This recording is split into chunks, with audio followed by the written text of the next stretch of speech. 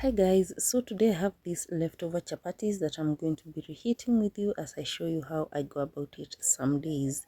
So here is the minced beef that I'm just going to boil, and after it has boiled I added dania, hoho and onions, and I also added salt. I did not want to overspice it. You can add pili pili if you like it. Add a little amount of oil just to cook the veggies.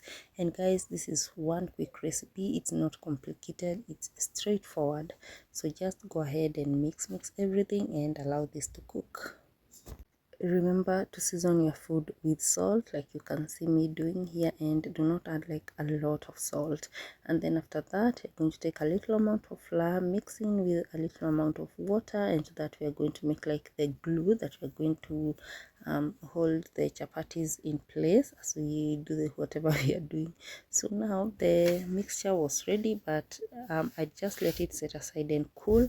After that I added 2 eggs to the mixture just to make sure that the ingredients, the meat and the veggies, do not fall apart as we start the making process, like as we start to make it something like a sandwich so just, you see, I've cut my chapatis into quarters. I realized that the halves were too bigger than the pan, so you're just going to add a small amount of the meat like you can see here.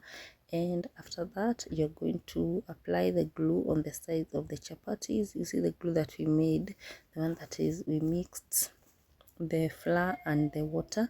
You're just going to apply it on the side, and I realized this is the easier way. Apply the glue first, then put the meat, and then on top of that you're just going to place another quarter piece of the chapati like you can see, and then you're going to allow it to heat on very low flame. Keep turning to the sides. And guys, for some reason this thing tastes like samosa. I loved it so much. I did not even think it would be so tasty. Like, I had not given it the benefit of the doubt.